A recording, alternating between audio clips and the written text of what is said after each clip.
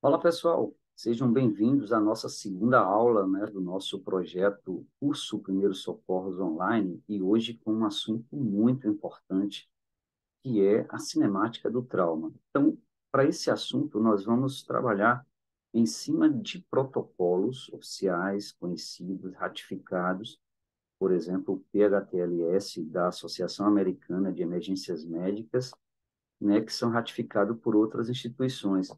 Então, esse suporte de vida no pré-hospitalar, o trauma, é o que a gente vai adotar para as nossas próximas ações aí. E a cinemática, diante das imagens, do cenário que nós encontramos, ele tem um papel, ela tem uma importância muito grande. O PHTLS, gente, foi criado lá nos Estados Unidos, na década de 80, 1983, para ser preciso, e é o mais completo e bem-sucedido treinamento para nós profissionais nessas áreas aí do pré-hospitalar. O programa já formou milhares de socorristas em 50 países e conta com evidências realmente na literatura médica que ratificaram essa eficiência, quando nós adotamos todo esse padrão. Ele traz como, parâmetro no pré-hospitalar ou traumatizado e engloba sistematizações naquele atendimento do paciente de trauma naquele ambiente ali. E são atualizados a cada 4 anos por instituições realmente reconhecidas, que é a Associação Americana de Emergências Médicas e ratificada pelo Colégio Americano ali de Cirurgiões. Está em sua nona edição, e nessa última agora, trouxe uma mudança que eu achei muito importante, porque ela já existiu anteriormente, que foi a inserção no mnemônico ali do atendimento da análise primária, que era o famoso ABCDE, a condição das grandes hemorragias. Então, hoje nós chamamos de XABCDE, com essa atualização última aí do PHTLS. Em algum momento, a gente também vai estar trazendo, parâmetros do ATLS, que seria o suporte avançado de vida ali ao trauma. Eu fiz questão, gente, de trazer o protocolo direto do PHTLS quando a gente trata da cinemática. Eu poderia trazer um resumo aqui, seriam aquelas ações de se visualizar o cenário do acidente e do trauma e, diante do que você visualiza, já ter noções claras do que a vítima pode apresentar. Mas o conceito do PHTLS ele é bem mais completo, então eu fiz questão disso porque vai nos trazer parâmetros para todo o nosso curso. Então, pelo conceito, a cinemática fornece o básico de como a energia, aquela desaceleração, pode se traduzir em lesões à vítima de trauma. E à medida que nós prestamos socorros ali ou nos aproximamos do local e do paciente, a gente vai observar esse desafio do trauma naquela situação. E o nosso conhecimento desses padrões específicos de lesões ajuda a prever e saber onde buscar realmente confirmar a lesão. A consideração da física ali do trauma não deve atrasar o início da avaliação e do cuidado do paciente, mas pode ser incluída na avaliação do cenário global e naquelas perguntas, no diálogo que a gente dirige tanto à vítima como aos curiosos que estão no local, porque eles têm muitas informações importantes, por exemplo, na desaceleração, de como ocorreu, quem pôde, ter reduzido mais. São perguntas que a gente pode até estender ali aos espectadores. A física do trauma também pode desempenhar um papel fundamental, gente, na determinação da instalação de um destino para aquela vítima ali. Então, diante do que a gente encontra, a gente pode, através da regulação, né, como profissional que somos, saber qual unidade avançada, qual hospital é o mais indicado para aquilo que você identifica na cinemática. Então, qual deles pode atender fraturas e lesões graves de medula? Não é todo hospital que vai ter o suporte para esse tipo de vítima. Então, a cinemática, ela traz esses parâmetros e nos direciona a decisões muito importantes. Tomando como referência um acidente de veículo, gente, o que a gente vai analisar ali? E quanto maior o dano, claro que é proporcional à lesão que a vítima tem. Se o veículo utilizou de uma frenagem longa, pode ter certeza que ele conseguiu reduzir o impacto da colisão ali, e certamente menores, né, gravidades têm aquelas pessoas que são ocupantes. E um detalhe interessante é a posição que nós encontramos as vítimas. Né? Vítima ejetada pode ter certeza que a lesão é mais grave, que é aquela que está ali dentro do veículo, principalmente se ela estiver fazendo uso do cinto de segurança. Então, vítima que não faz uso desse equipamento no momento do acidente, certamente está mais grave.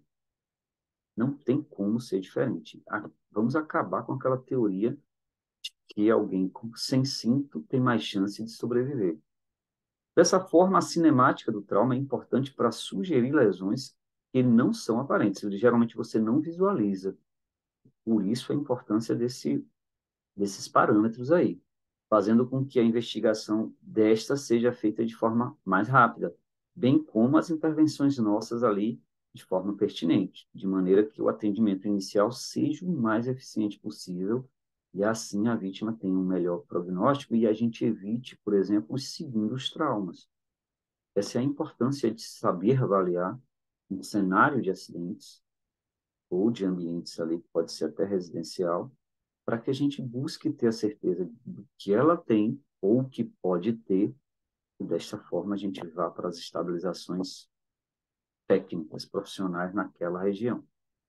A física explica isso, né, que todo corpo em movimento ou em repouso tende a permanecer neste estado, a não ser que uma força externa haja sobre esse corpo. Então, o meu corpo em relação a um automóvel em movimento, a uma motocicleta, ele está em repouso.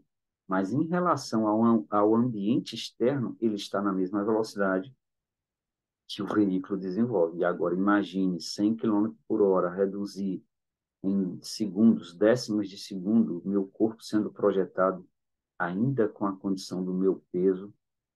Né? Então, são parâmetros que a gente não vai deixar de levar em consideração. Então, aí está algumas imagens para a gente já buscar dirimir essas ações e decisões.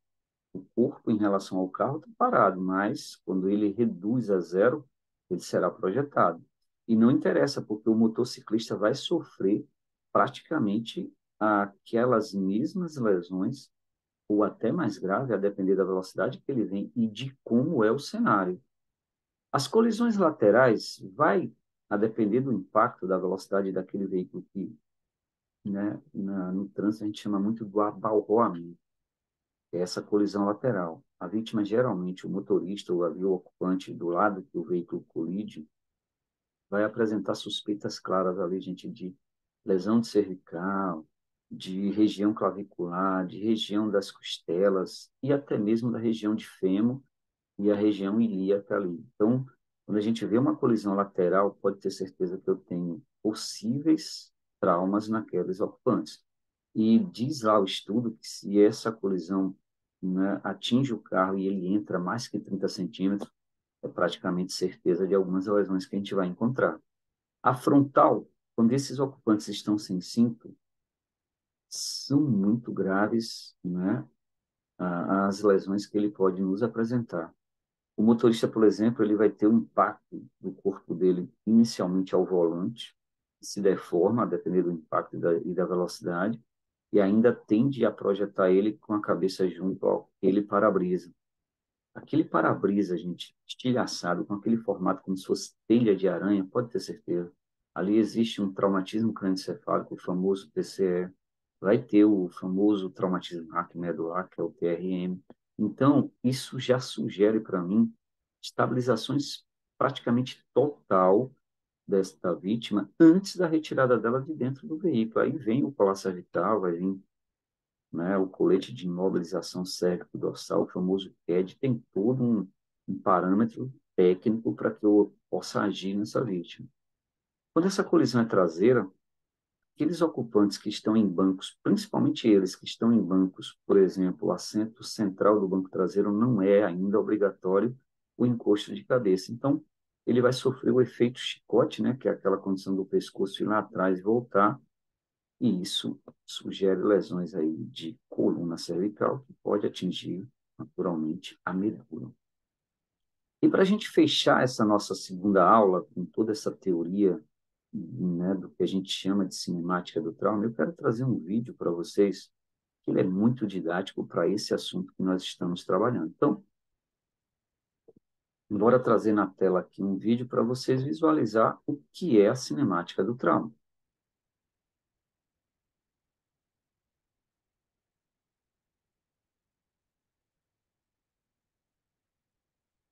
Eu passei ele por completo, é um vídeo pequeno, e eu quero voltar essas imagens aqui, porque o que nos interessa é justamente o momento da colisão.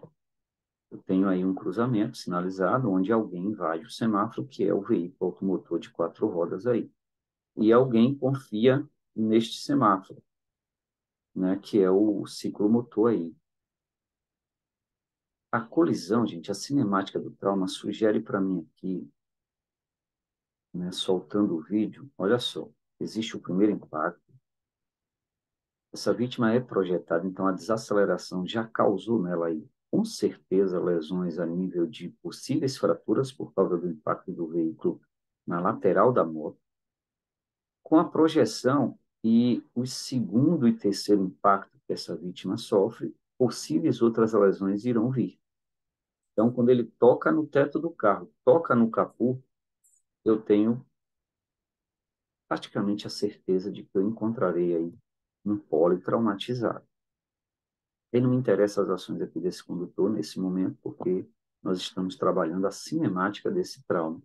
É aí que nós, profissionais, iremos nos aproximarmos dessa vítima, já na técnica, sempre lembrando que o último sentido que ele perde é a audição, e vamos certamente iniciar, né, todo um protocolo que nós traremos nas próximas aulas de segurança do local, segurança do socorrista, para quando chegarmos à vítima, já sabermos ali que eu tenho esse politraumatismo e as estabilizações serão certamente realizadas. E aí, o ABC, o XABCDE, tem que ser empregado de forma correta.